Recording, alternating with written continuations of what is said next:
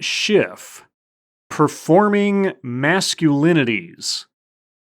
Why do I have the feeling I'm about to be told that I am fundamentally flawed as a person because penis?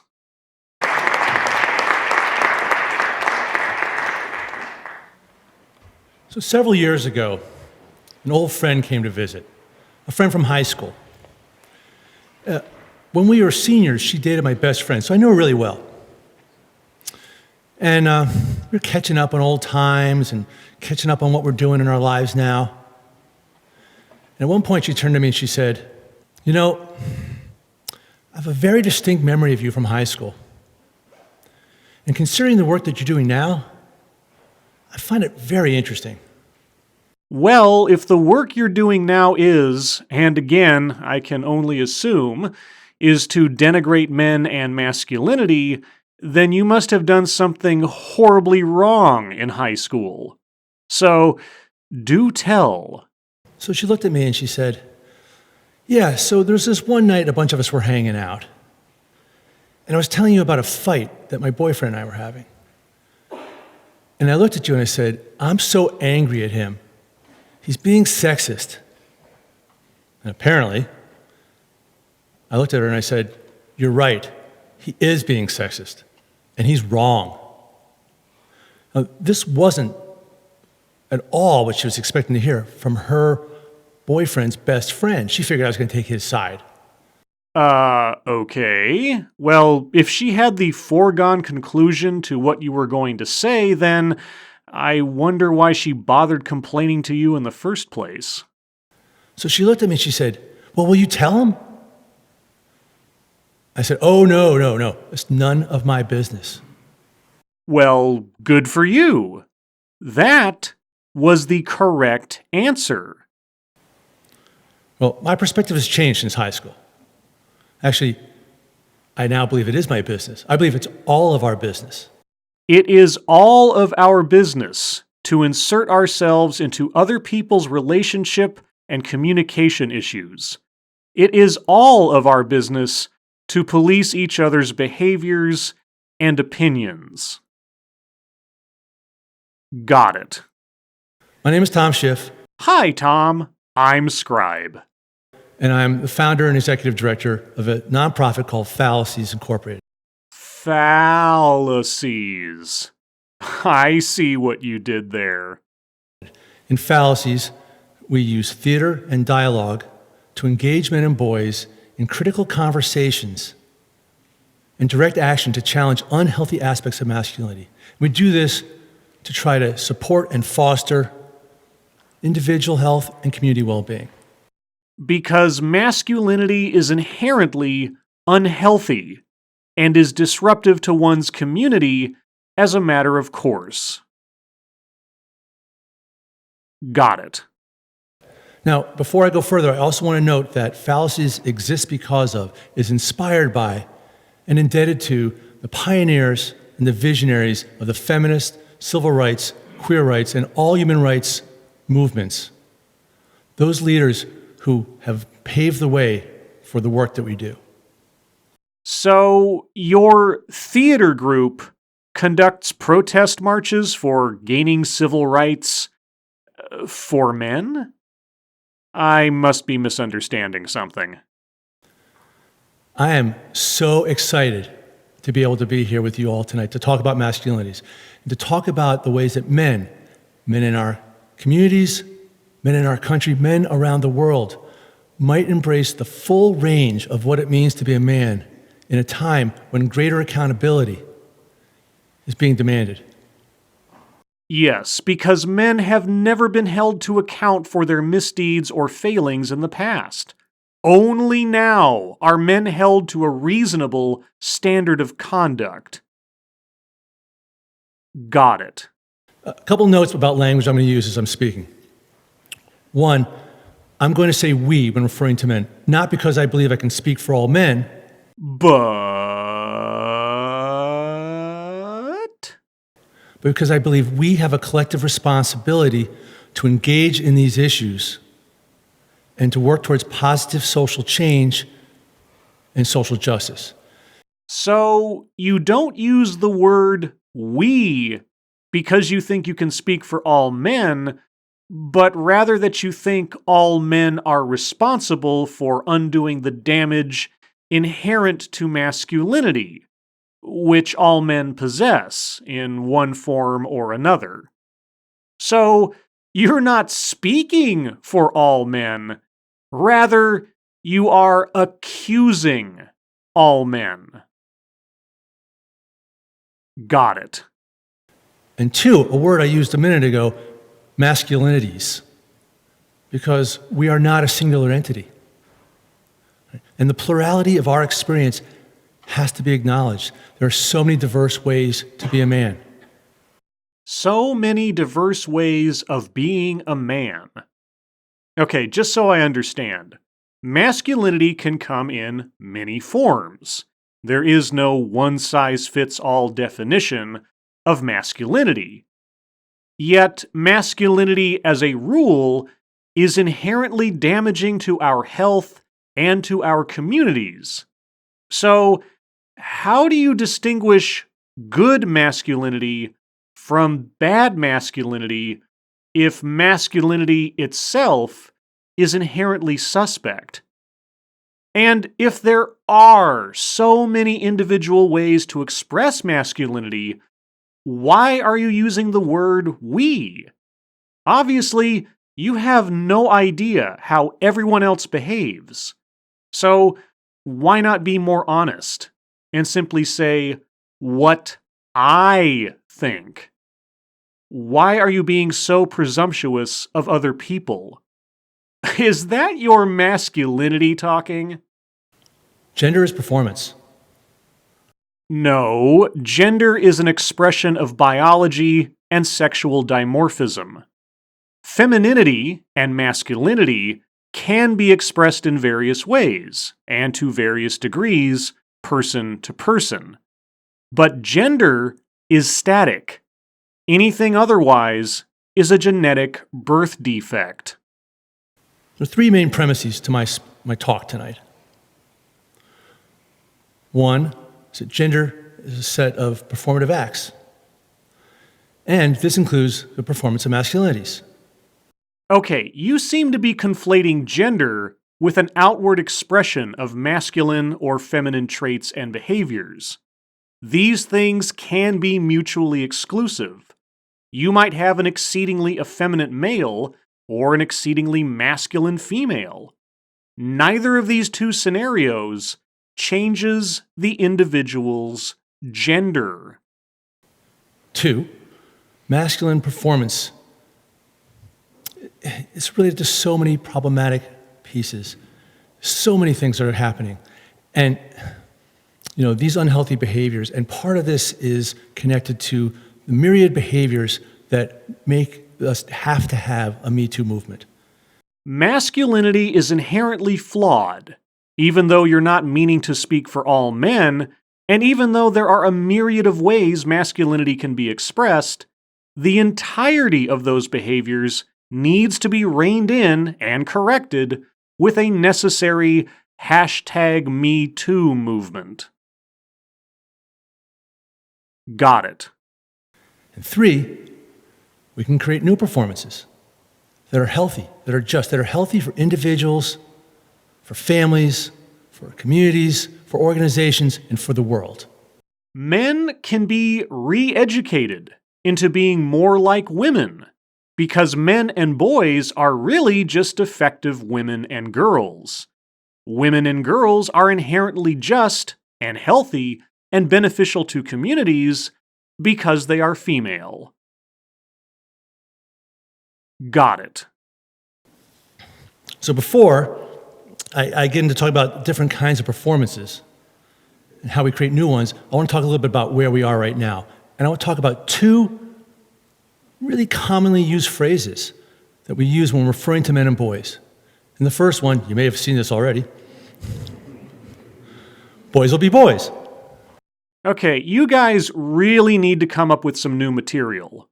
Boys will be boys is not, and never has been, a social or legal excuse for inherently criminal or negative behavior. It is an acknowledgement that young boys are more prone to hyperactivity and roughhousing and exploration and playing in the mud. It does not mean bad behavior goes without punishment or correction. Boys will be boys. It's another way of saying that there's a prescriptive set of behaviors that boys are supposed to learn in order to become men. It's a very preset mold. No, behaviors that are naturally common among boys. Tests on babies who have had no external cognitive input on how to behave within gender roles have demonstrated instinctual inclinations towards classically masculine or classically feminine interests based on their biological sex. Boys are not broken because they behave like boys. There's this old nursery rhyme. I'm guessing some of you have heard it. It says that girls are made of sugar and spice and everything nice. Boys, snips and snails and puppy dog tails.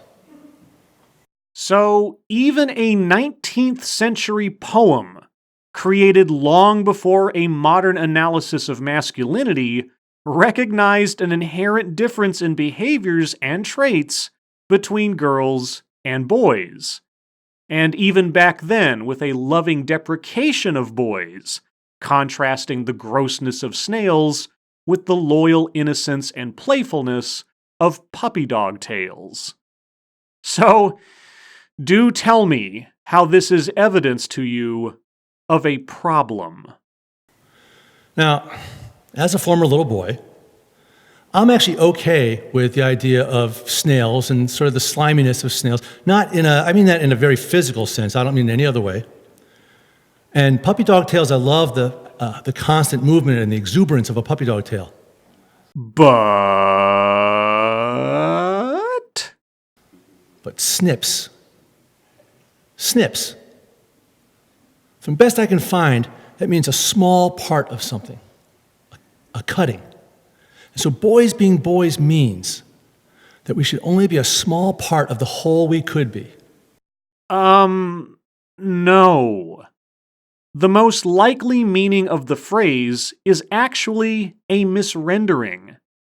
Snips and snails has also been speculated to have originally been snips of snails and puppy dog tails, as in boys are made up of parts of snails and parts of puppy dog tails, like a recipe, like sugar and spice and everything nice. But all of that is to say, your interpretation of meaning is just that. Your interpretation. You have not cracked the secret meaning of a 19th century poem like it was the manly equivalent of the Da Vinci Code. And in a world where we say girls are supposed to be like this and boys are supposed to be like that, and there's no other choice, we're all being told that we're only supposed to embrace half of all human traits. I find that so sad. Well, I find it entirely untrue, personally. But then, I don't know how many traits there are in humans that you, or anyone else, could claim that we are all merely made up of either column A or column B. The other meaning of boys will be boys, it's often used as a way to rationalize behavior that some usually entitled white man, something that they did when they were younger that probably brought on great trauma to someone else. But, boys will be boys. Oh, so now it's a racial thing? Well, do you have some awful crime of your own that you would like to confess? Or are you not one of those entitled white men? It makes me think. So when we hear that phrase, boys will be boys, A phrase I only ever hear coming from the mouths of feminists and their sycophants these days, honestly. why don't we think it could mean something else? When we really look at little boys, Phrasing? why don't we see the inherent sweetnesses there and want to develop that and nurture that? So, let me just get this straight. Society at large is intentionally breeding men to be mean and violent raping machines.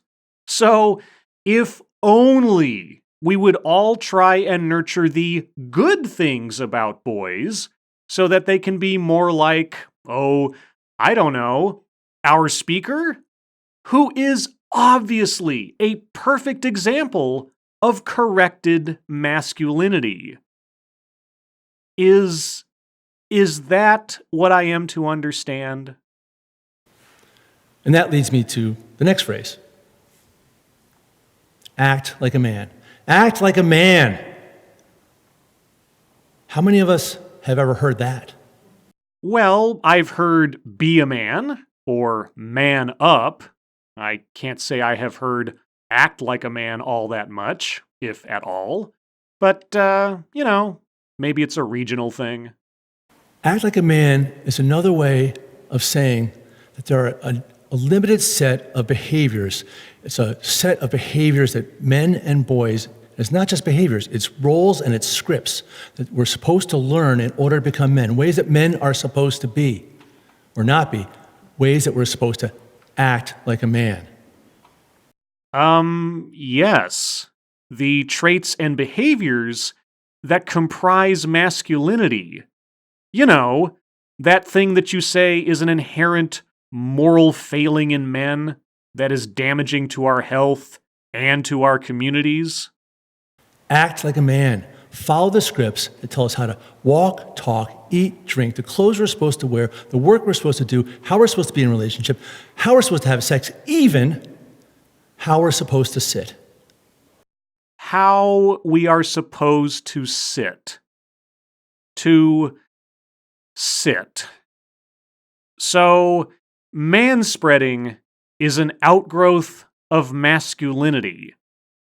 Well, you know what? You are absolutely right. Because manspreading is a physical reflex to having balls. Something that our speaker seems to greatly resent about himself. I'm told that as a man, it's perfectly acceptable for me to sit like this, or manspread. A little tougher, but also like this. But absolutely not like this. And here is where I stop. There is another 20 minutes or so of this presentation. If you are at all morbidly curious to see how much deeper our speaker plunges into the well of self-hatred and projection, a link to the full presentation is in the description. As for me, I'm going to go drink a monster and kill some Lovecraftian horrors in the game Grim Dawn, and then maybe watch some porn or a documentary on serial killers. Activities that I find far more interesting, far more stimulating, and far more productive than mentally flagellating and castrating myself every day in an effort to prove my worthiness to the fairer sex. Oh, there I go, making fun of another male who I perceive as weaker, using sarcasm and contrasting myself with him via violent and sexually objectifying pastimes. Well, you know, boys will be boys. As always, thank you for watching.